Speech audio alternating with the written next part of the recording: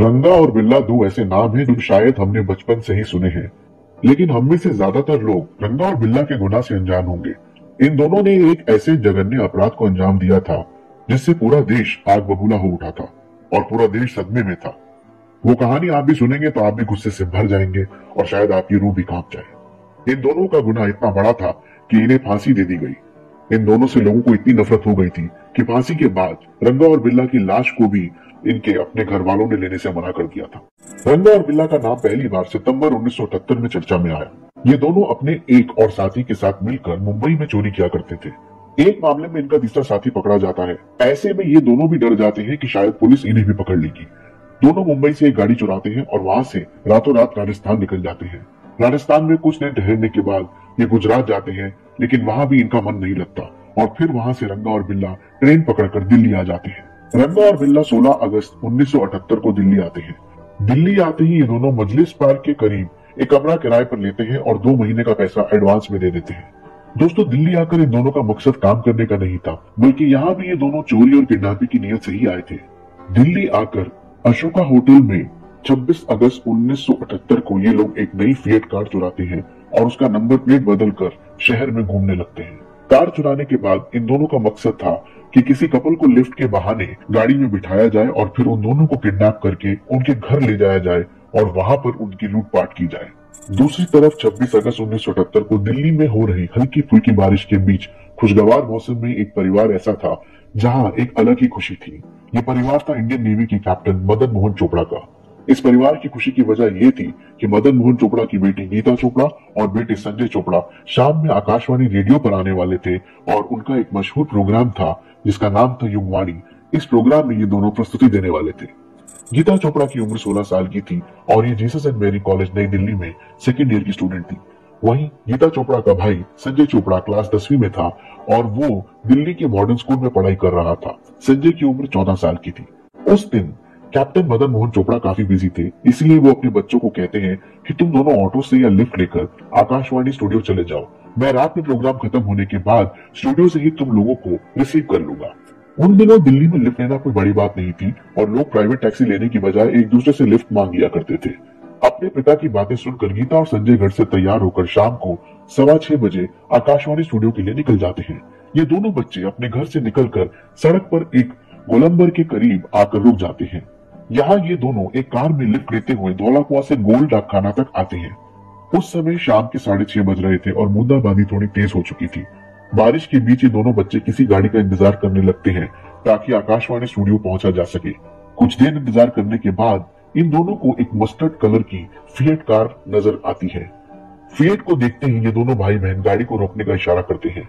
इन दोनों भाई बहनों ने जिस गाड़ी को रोकने का इशारा किया था ये वही गाड़ी थी जिसे रंगा और बिल्ला चला रहे थे और सुबह से सड़क पर अपने शिकार की तलाश में थे। वैसे तो ये दोनों एक कपल को ढूंढने में लगे हुए थे, मगर शाम हो चुकी थी और इन्हें अपना शिकार नहीं मिला था। इसीलिए इन्होंने जब इन दोनों बच्चों को देखा और उनके पहनावे को देखा तो रंगा और बिल्ला को लगा कि ये दोनों बच्चे जरूर किसी अमीर घर के होंगे। ऐसे में इनको किडनैप करके अच्छा पैसा निकाला जा सकता है। इसीलिए बच्चे जैसे ही इशारा करते हैं ये दोनों गाड़ी रोक देते हैं। गाड़ी के रुकते ही ये दोनों बच्चे कहते हैं कि हमें आकाशवाणी स्टूडियो तक पहुंचा दीजिए। बच्चों की बात सुनकर रंगा बिल्ला उन्हें छोड़ने की हामी भरते हैं और इन दोनों को गाड़ी में बिठा लेते हैं।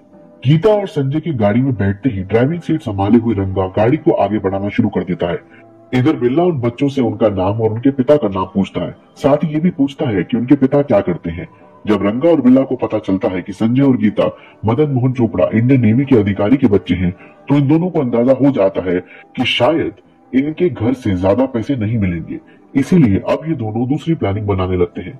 रंगा और बिल्ला इशारों इशारों में कुछ बातें करने लगते हैं। इधर संजय और गीता अब इंतजार कर रहे होते हैं कि अगले ही पल वो आकाशवाणी के स्टूडियो पहुंच जाएंगे, मगर तभी गीता नोटिस करती है कि अचानक ड्राइवर ने गाड़ी आकाशवाणी की तरफ जाने वाले रास्ते से हटाकर एक अनजान सड़क पर मोड़ ली है।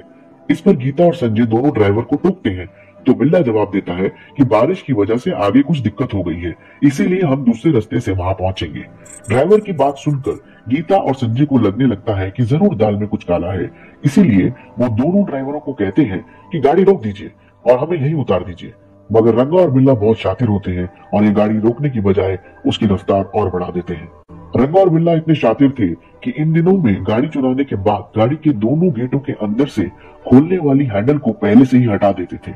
इसीलिए जब रंगा बिल्ला गाड़ी नहीं रोकते तो गीता और संजय खुद ही दरवाजा खोलने की कोशिश करने लगते हैं, लेकिन हैंडल ना होने की वजह से ये दोनों गेट नहीं खोल पाते हैं। अब गाड़ी के अंदर संजय और गीता रंगा और बिल्ला से लगातार गाड़ी रोकने की जिद करते हैं। जब बात नहीं बनती तो अपनी पूरी शक्ति के साथ गीता और संजय रंगा बिल्ला पर हमला करते हुए उन दोनों को रोकने की कोशिश करते हैं, मगर वो दोनों ऐसा नहीं कर पाते क्योंकि रंगा और बिल्ला ने अपने हाथ में एक तलवार ली हुई थी जिससे उसने संजय को घायल कर दिया था। घायल होने के बावजूद ये दोनों बड़ी बहादुरी से रंगा और बिल्ला का मुकाबला कर रहे होते हैं। तब तक गाड़ी चलते हुए गोल डाक खाना के करीब आ पहुंचती है। यहाँ पर भगवान दास नाम के एक व्यक्ति की नजर इस कार पर पड़ती है। भगवान दास उस समय अपने स्कूटर पर सवार थे। भगवान दास देखते हैं कि गाड़ी की अगली सीट पर एक आदमी बैठा हुआ है, जबकि पिछली सीट पर दो बच्चे हैं जो लगातार गाड़ी के अंदर से चीख चिल्ला रहे हैं और मदद की गुहार लगा रहे हैं। इस पर भगवान दास अपनी स्कूटर से उस गाड़ी का पीछा करना शुरू कर देते हैं, मगर ये उसको रोक नहीं पाते। रंगा बिल्ला की कार को कुछ और लोग भी रोकने की कोशिश करते हैं, मगर कार नहीं रुकती और पूरी रफ्तार से भागती रहती है। एक जगह ऐसे ही एक आदमी ने देखा कि कार के अंदर से चिल्लाने की आवाज आ रही है। जब वो व्यक्ति नजदीक आया तो उसने देखा कि पिछली सीट पर बैठी लड़की ड्राइवर के बाल खींचकर मदद करने के लिए चिल्ला रही है, जबकि लड़का अगले सीट पर बैठे उस दूसरे व्यक्ति से लड़ रहा है। दोनों मदद के लिए चिल्ला रहे हैं। ये नजारा देखकर उस व्यक्ति ने भी कार का दरवाजा खोलने की कोशिश की, मगर वो ऐसा नहीं कर पाया और कार वहां से वेलिंगटन हॉस्पिटल की तरफ चली गई। इधर जब भगवान दास कार को रोकने में कामयाब नहीं हुए तो उन्होंने तुरंत दिल्ली पुलिस कंट्रोल रूम में 6:45 बजे के आसपास कॉल किया और उन्होंने जो कुछ भी देखा वो पुलिस को बताया। भगवान दास ने कार का नंबर भी नोट कर लिया था। कार का नंबर था HRK 8930। भगवान दास ने जब पुलिस को कार का नंबर लिखवाया तो पुलिस से एक गलती हो गई और पुलिस वालों ने HRK 8930 की जगह MRK 8930 नोट कर लिया। गलत नंबर होने की वजह से पुलिस को कोई कामयाबी नहीं मिली। हालांकि कुछ समय बाद उसी कार पर DDA के एक जूनियर इंजीनियर इंद्रजीत सिंह की भी नजर पड़ी। उन्होंने भी कार के अंदर एक लड़की और लड़के को घायल अवस्था में देखा। इंद्रजीत ने भी कार का पीछा किया, मगर कार रेड सिग्नल तोड़कर भाग गई। यहाँ भी किस्मत से इंद्रजीत सिंह ने कार का नंबर नोट कर लिया और तुरंत राजेंद्र नगर पुलिस स्टेशन में फोन कर दिया। मामला काफी गंभीर था। इसके बावजूद आरोप ये लगाया जाता है कि लगातार कंप्लेंट मिलने के बावजूद पुलिस ने तत्परता नहीं दिखाई और अधिकार क्षेत्र से बाहर की घटना बताकर राजेंद्र नगर पुलिस ने भी अपना पल्ला झाड़ लिया। उधर रंगा और बिल्ला बड़े आराम से गीता और संजय को अपने कब्जे में लेकर अपने रास्ते की तरफ निकल गए। इधर रात के 8 बज रहे थे। इसी समय आकाशवाणी पर गीता और संजय का प्रोग्राम होना था, इसलिए इनके माता पिता बड़ी बेसब्री से 8 बजने का इंतजार कर रहे थे। लेकिन जब कार्यक्रम शुरू हुआ तो इन दोनों को एक झटका सा लगा, क्योंकि कार्यक्रम में गीता और संजय की जगह कोई और ही था। यह सुनकर मदन मोहन चोपड़ा निराश हुए और उन्होंने अपनी स्कूटर उठाई और 8:45 बजे पर संसद मार्ग स्थित आकाशवाणी ऑफिस चले गए ताकि अपने बच्चों को वहां से लेकर आ सके। मगर जब ये वहां पहुंचे तो इन्हें जानकारी मिली कि गीता और संजय तो यहाँ पहुंचे ही नहीं है। इतना सुनते ही मदन मोहन चोपड़ा के पैरों तले जमीन खिसक गई और वो सोच में पड़ गए कि आखिर बच्चे कहाँ चले गए होंगे। खोजबीन शुरू होती है तो ये पता चलता है कि बच्चे घर पर नहीं आए और वो दोनों भाई बहन ना ही किसी दोस्त के घर गए और ना ही किसी रिश्तेदार के। काफी देर तक वो लोग अपने स्तर से खोजबीन करते हैं और जब कुछ नहीं पता चलता तो आखिरकार रात के 10:15 बजे गीता और संजय के पिता मदन मोहन पुलिस में अपने दोनों बच्चों के गुमशुदगी की रिपोर्ट दर्ज करवाने जाते हैं। पुलिस इधर उधर खोजबीन करती है, मगर इन बच्चों का कहीं भी अता पता नहीं लग पाता। इधर सभी की आंखों में धूल झोंकते हुए रंगा और बिल्ला गीता और संजय चोपड़ा के साथ जो हैवानियत करते हैं उसे सुनकर आपका खून खौल उठेगा। रास्ते पर दोनों बच्चे अपनी पूरी ताकत से इन दोनों हैवानों से बचने की कोशिश करते रहते हैं, मगर कामयाब नहीं हो पाते। अंत में रंगा इन दोनों से कहता है कि तुम दोनों शांत रहो, आगे जहां भी कोई कपल दिखेगा वहां मैं गाड़ी रोक दूंगा और तुम दोनों उतर जाना, लेकिन मैं तुम दोनों को इस शर्त पर छोड़ूंगा कि कहीं भी मेरे बारे में तुम लोग बात नहीं करोगे। गीता और संजय रिहाई की उम्मीद में शांत हो जाते हैं, मगर रंगा और बिल्ला उस कार को तेजी से भगाते हुए बुद्धा गार्डन की तरफ मौजूद रिज इलाके में ले जाते हैं और एक सुनसान जगह देखकर झाड़ियों के पीछे अपनी कार को खड़ा कर देते हैं। जंगल में कार खड़ी करने के बाद रंगा कार से संजय चोपड़ा को कहते हुए उतारता है कि चलो मैं तुम्हें वहां ले जाकर आजाद छोड़ दूंगा, मगर कार से लगभग 100 कदम दूर ले जाकर रंगा अपने पास मौजूद तलवार से सीधा संजय चोपड़ा की गर्दन पर वार करता है, जिससे संजय वहीं पर ढेर हो जाता है। हालांकि तब तक वो मरा नहीं होता। इधर रंगा संजय की हत्या कर रहा होता है, उधर बिल्ला कार में मौजूद गीता चोपड़ा को पहले पूरी तरीके से मारता है, उसके कपड़े फाड़ता है और फिर अपने पास एक चाकू की नोक पर उसके साथ बलात्कार करने लगता है। गीता का बलात्कार करने के बाद गीता को कार में बंद करके बिल्ला उसी तरफ आता है जहां रंगा संजय को लेकर आया था। यहाँ पर रंगा और बिल्ला आपस में कुछ बात करते हैं और फिर बिल्ला रंगा के हाथ से तलवार लेता है और संजय के पास जाता है और एक के बाद एक संजय पर कई वार करते हुए संजय को वही खत्म कर देता है। उधर जब बिल्ला संजय की हत्या कर रहा होता है तब कार में रंगा आ जाता है और अब वो गीता चोपड़ा को बड़ी बेरहमी से मारता है और दरिंदगी के साथ अपनी हदों को पार करते हुए गीता का बलात्कार करता है। गीता बचने के लिए पूरी कोशिश करती है मगर वो नाकाम रहती है। अपनी हवस पूरी करने के बाद रंगा गीता को फिर से कार में बंद करके बाहर आ जाता है। इधर कार के अंदर गीता चोपड़ा लगातार अपने भाई के बारे में पूछ रही थी। इस पर रंगा बिल्ला गीता को कहते हैं कि चलो मैं तुम्हें तुम्हारे भाई से मिला देता हूँ। इतना कहने के बाद रंगा और बिल्ला गीता को अपने साथ लेकर उस जगह पर ले आते हैं जहाँ पर इन दोनों ने मिलकर संजय की हत्या की थी। भाई की लाश को देखकर गीता का कलेजा फट जाता है। इससे पहले वो कुछ कह पाती उससे पहले ही बिल्ला ने तलवार निकालकर सीधा गीता के गर्दन पर वार कर दिया और गीता एक ही झटके में जमीन पर गिर पड़ी और वहीं पर उसकी मौत हो गई। बड़ी बेरहमी से संजय और गीता की हत्या के बाद रंगा और बिल्ला इन दोनों की लाश को घसीटकर झाड़ी के अंदर फेंक देते हैं और वापस उसी कार में आ जाते हैं। जब तक गीता और संजय रंगा बिल्ला के कब्जे में थे, इन दोनों ने बड़ी ही बहादुरी से इन दोनों दरिंदों का मुकाबला किया था। इसी दौरान एक बार गीता ने बिल्ला की तलवार भी छीन ली थी और उसके सर पर वार कर दिया था, जिससे बिल्ला के सर पर एक बड़ा कट लग गया था। इससे लगातार खून भी बह रहा था। इसीलिए अपनी हवस मिटाने और गीता और संजय की हत्या करने के बाद रंगा बिल्ला पहले अपनी कार का नंबर प्लेट बदलते हैं और सीधे अपनी कार को विलिंगडन हॉस्पिटल ले जाते हैं, क्योंकि बिल्ला के सर से काफी खून बह चुका होता है। अब रात के 10:30 बज रहे थे। क्योंकि बिल्ला के सर पर गहरी चोट लगी थी, इसीलिए डॉक्टर तुरंत बिल्ला के सर का एक्सरे करते हैं और जख्म पर टांके लगा देते हैं और कुछ दवाइयां देकर दोनों को हॉस्पिटल में रुकने के लिए कहते हैं। हॉस्पिटल में रंगा और बिल्ला दोनों गलत नाम और पता लिखवा के बैठे होते हैं। क्योंकि बिल्ला के सर पर गहरी चोट होती है, इसीलिए नियम के मुताबिक हॉस्पिटल द्वारा तत्कालीन ही पुलिस को खबर कर दी जाती है। और जब पुलिस चोट की वजह पूछती है तो बिल्ला बताता है कि हम दोनों आ रहे थे और बंगला साहिब रोड पर काली मंदिर के पास कुछ लोगों ने हम पर हमला कर दिया और हमारे पास मौजूद घड़ी पैसे छीन लिए, साथ ही लोहे के रॉड से हमारे सर पर मारा, जिससे ये जख्म हो गया। हॉस्पिटल में मौजूद पुलिस तत्काल ही इस घटना की जानकारी मंदिर मार्ग पुलिस स्टेशन को देती है। इसके बाद रात 10:50 पर पुलिस वालों को हॉस्पिटल भेजा जाता है। इधर डॉक्टर ने बिल्ला को चोट गहरी होने की वजह से हॉस्पिटल में रुकने के लिए कहा था, मगर रात के 11:10 पर ये दोनों हॉस्पिटल से छुट्टी लेने के लिए कहते हैं। लेकिन वहां मौजूद पुलिस वाले पहले उनसे उस जगह पर ले जाने के लिए कहते हैं जहां इनके साथ छीना झपटी हुई थी। रंगा बिल्ला तो किसी भी सूरत में जल्द से जल्द वहां से भागना चाहते थे, मगर पुलिस वालों के कहने पर वो उन्हें उस मनगढ़ंत जगह पर ले गए और पुलिस को अपनी बातों में उलझाए रखा। काफी कोशिशों के बावजूद पुलिस को वहां पर छीना झपटी संबंधित कोई भी सबूत नहीं मिले। इसके बाद पुलिस रंगा बिल्ला को लेकर थाने ले आती है, लेकिन यहाँ से रात के 1:45 पर रंगा और बिल्ला कुछ बहाना बनाकर निकल जाते हैं, जबकि पुलिस उन्हें कहती है कि कल आप दिन में फिर से आना। ये दोनों रात के अंधेरे में थाने से निकलते ही अपने किराए के कमरे में वापस आते हैं, यहाँ से कुछ जरूरी सामान लेते हैं और वहीं से मुंबई भाग जाते हैं। मुंबई में कुछ दिन रुकने के बाद रंगा और बिल्ला आगरा में आकर छुप जाते हैं। इधर गीता और संजय की गायब होने की रिपोर्ट दर्ज किए 24 घंटे से ज्यादा बीत चुके थे, मगर पुलिस को इन दोनों का कोई सुराग नहीं मिला था। इधर दोनों के गायब होने के 2 दिन बाद यानी 28 अगस्त 1978 को सुबह के 6 बजे धनीराम नाम का एक चरवाहा अपनी गायों को उसी इलाके में चरवा रहा था जहां उन दोनों बच्चों की हत्या की गई थी। जब धनीराम उस जगह से गुजरा तो जंगल में उसे कुछ कपड़े दिखाई दिए और कुछ और आगे आया तो उसे वो दोनों लाशें भी दिखी। अब चरवाहे ने इस बात की जानकारी तुरंत ही पुलिस में पेट्रोलिंग कर रहे कांस्टेबल रोहताश सिंह को दे दी। पुलिस की टीम मौके पर वहां पहुंची और दोनों लाशों को बरामद कर लिया। इन दोनों बच्चों के माता पिता को भी लाश की पहचान के लिए बुलाया गया और उन दोनों ने भी इस बात की पुष्टि कर दी कि ये लाश उन्हीं के बच्चों की है। यहाँ पर फॉरेंसिक टीम भी बुलाई जाती है और सभी छोटे बड़े सबूत इकट्ठे किए जाते हैं।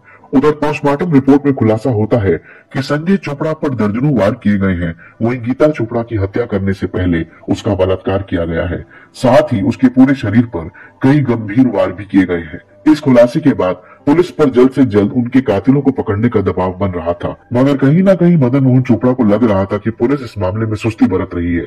इसलिए 2 दिन बाद मदन मोहन चोपड़ा ने मीडिया वालों को सामने आकर अपनी पूरी कहानी बताई और इंसाफ की गुहार लगाई। जब ये खबर मीडिया में छपी तो पूरा देश गुस्से से उबलने लगा। हर जगह बस इसी खबर की चर्चा थी। दिल्ली और देश में उस समय लगभग वैसा ही माहौल बन गया था जैसा कि निर्भया कांड के बाद बना था। पूरी दिल्ली सड़क पर थी और हर कोई संजय और गीता के कातिलों को जल्द से जल्द फांसी के फंदे पर लटकते हुए देखना चाहता था। मगर घटना के कई दिन बीत जाने के बाद भी पुलिस के हाथ कुछ न लगा। जिन लोगों ने कार में रंगा और बिल्ला को देखा था, उनकी निशानदेही पर रंगा बिल्ला के कुछ स्केच भी तैयार किए गए और पूरे देश में इनके पोस्टर लगवाए गए। अखबारों में रंगा बिल्ला की पोस्टर छपवाए गए और साथ ही इन दोनों का सुराग देने वाले को मोटी रकम देने का ऐलान भी किया गया। इन सब के बावजूद हफ्ते दिन से ज्यादा बीत जाते हैं, लेकिन रंगा बिल्ला पकड़ में नहीं आते और इससे देश भर के लोगों का गुस्सा 7वें आसमान पर पहुंच जाता है। यह मामला इतना बड़ा हो गया था, इसका अंदाजा आप इस बात से लगा सकते हैं कि जब पूरी दिल्ली सड़क पर आई तो तत्कालीन विदेश मंत्री अटल बिहारी वाजपेयी जी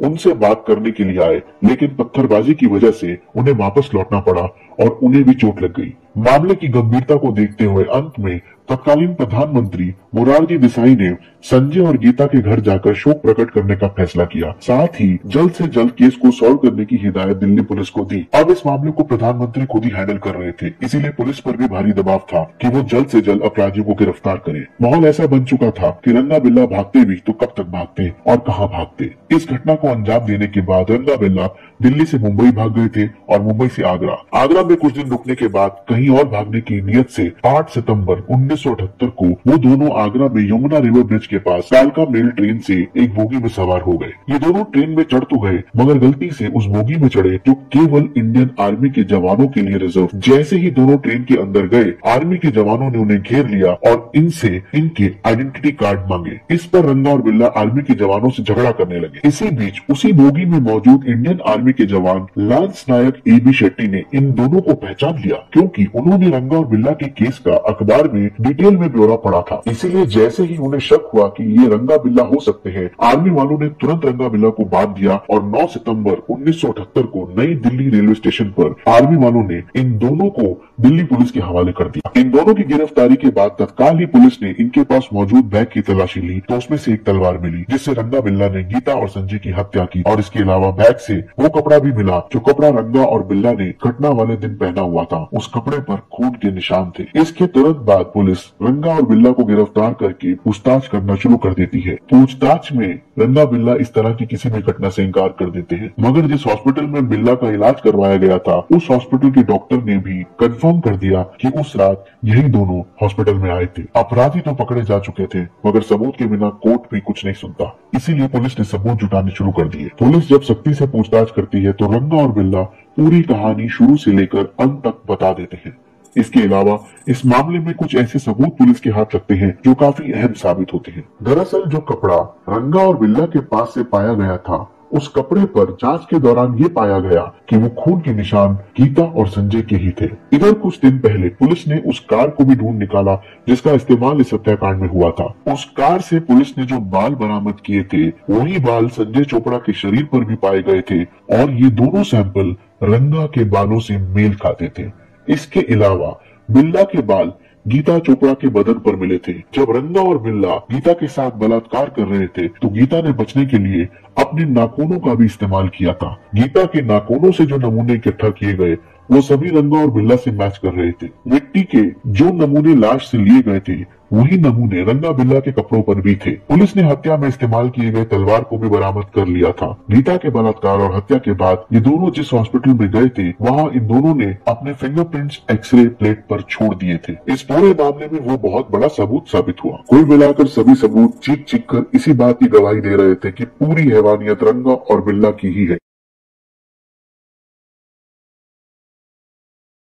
सभी सबूत इकट्ठा करने के बाद इस मामले की सुनवाई शुरू हुई। आखिरकार कोर्ट में सबसे पहले एडिशनल सेशन जज के द्वारा रंगा बिल्ला को मर्डर, हत्या, बलात्कार, किडनैपिंग समेत विभिन्न धाराओं के तहत मौत की सजा सुनाई गई। कोर्ट के इस फैसले को रंगा और बिल्ला ने दिल्ली हाईकोर्ट में चुनौती दी, मगर 16 नवंबर 1989 को दिल्ली हाईकोर्ट ने भी इन दोनों की सजा को बरकरार रखा। इसके बाद रंगा बिल्ला ने सुप्रीम कोर्ट का भी दरवाजा खटखटाया, लेकिन इन्हें राहत नहीं मिली। अंत में इन्होंने फांसी के खिलाफ भारत के तत्कालीन राष्ट्रपति के सामने मर्सी पिटीशन दायर की, मगर राष्ट्रपति ने भी इनकी एक याचिका खारिज कर दी और फांसी के फैसले पर अपनी मोहर लगा दी। जब रंगा और बिल्ला के सभी कानूनी दरवाजे बंद हो गए तो आखिरकार 31 जनवरी 1982 को रंगा और बिल्ला को फांसी दे दी गई। फांसी के बाद किसी ने इन दोनों के शवों को भी स्वीकार नहीं किया और पुलिस ने ही जेल के अंदर इन दोनों का अंतिम संस्कार किया। जो दुख और दर्द रंगा और बिल्ला ने गीता चोपड़ा और संजय चोपड़ा और इनके माता पिता को दिया था, उसके सामने शायद फांसी की सजा भी कम थी, मगर ये सजा उस दर्द पर मरहम जैसी जरूर थी। इस पूरे मामले की सुनवाई काफी तेजी से हुई थी और रिकॉर्ड तरीके से 4 साल के अंदर सुनवाई पूरी करने के बाद अपराधियों को फांसी भी दे दी गई थी। इससे पहले सिर्फ गांधी जी की हत्याकांड वाला केस ही एकमात्र केस था जिसमें अपराधियों को 4 साल के अंदर फांसी की सजा दे दी गई थी। गीता और संजय की हत्या के बाद दिल्ली में लिफ्ट लेने देने की प्रथा बंद हो गई। चूंकि गीता चोपड़ा और संजय चोपड़ा ने बड़ी बहादुरी से रंगा बिल्ला का मुकाबला किया था, इसीलिए इनके सम्मान में भारत सरकार की ओर से वीरता पुरस्कार भी जारी किया गया। हर साल 26 जनवरी के मौके पर जो वीरता पुरस्कार बच्चों को दिया जाता है, उसमें से एक पुरस्कार गीता चोपड़ा के नाम पर है, जबकि दूसरा पुरस्कार संजय चोपड़ा के नाम पर है। दोस्तों, ये कहानी आपको कैसी लगी? अपनी कीमती राय हमें कॉमेंट बॉक्स में लिखकर जरूर बताएं।